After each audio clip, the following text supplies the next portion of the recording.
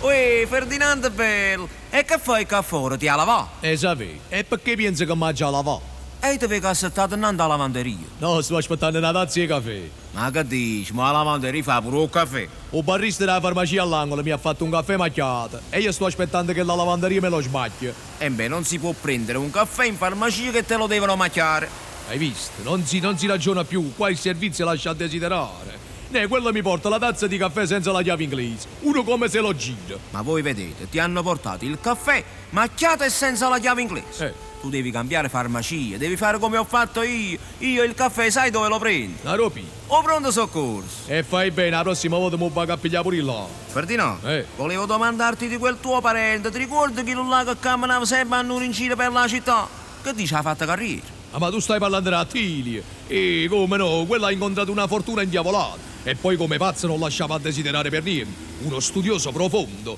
Quella aveva una scienza scoscienziale. Devi immaginarti che nel suo studio profondo è riuscita a scoprire qual è l'uomo e qual è la donna. Cosa incredibile.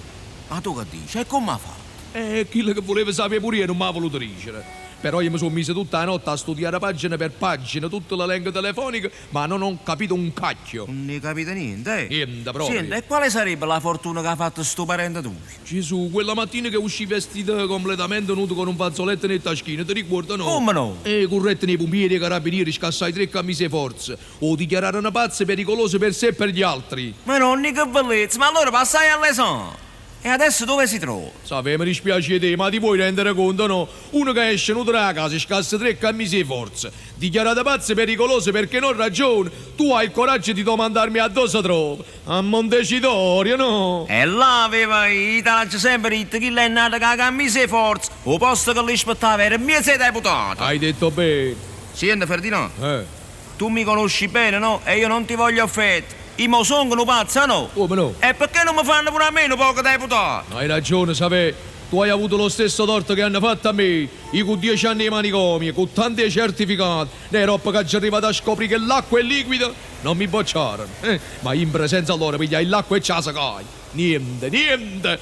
Nemmeno sindaco mi hanno fatto. È un'ingiustizia. A mio posto me l'hanno dato. Mi hanno dato un posto di grande responsabilità. E dove? Mi hanno messo a misurare l'acqua di mare con un secchiello e un litro. Ma io ho scoperto un'altra cosa, caro Ferdinando. Che scoperto? Ho scoperto che ogni giorno mancano 7-8 litri di mare. Ma tu che dici? Ma aprite un poco, per niente di meno si vanno a rubare pure l'acqua e mare, no? Ma dimmi una cosa, ma quando manca ci sembra? E come no? L'altra sera era quasi mezzogiorno. Una signora corta e lunga camminava accanto al mare portando al guinzaglio un cefalo senza la museruola. Niente di meno che ci volevo fare fuori bagno.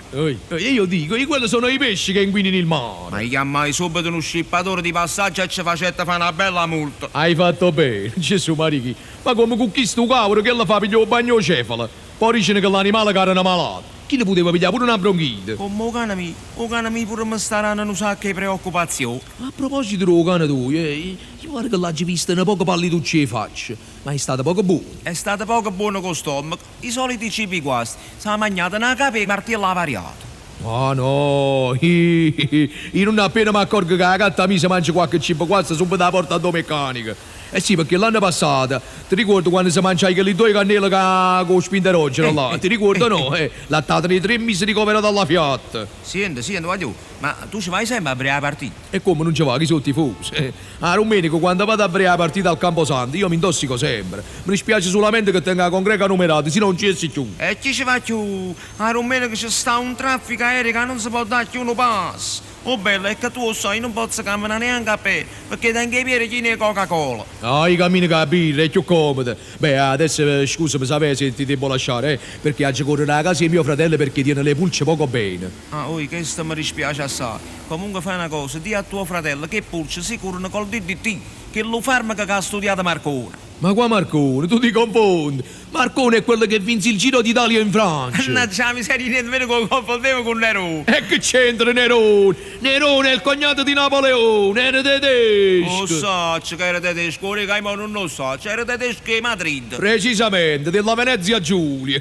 Sapete, tu mi hai scusato se ti dico, ma tu devi studiare ancora, tu stai a terra con la matematica. Ti sto in terra con la matematica? Senti Ferdinando, tu non mi puoi giudicare perché nessuno mi può giudicare. Vorrei che io fossi buono e tu fossi pazzo. pazzo. Allora secondo te o buono sono io? Ma perché sono io buono allora? Allora sono io. Uè, Ferdinando. Poi sapete, noi si fossimo pure, stessimo rindo manicomio.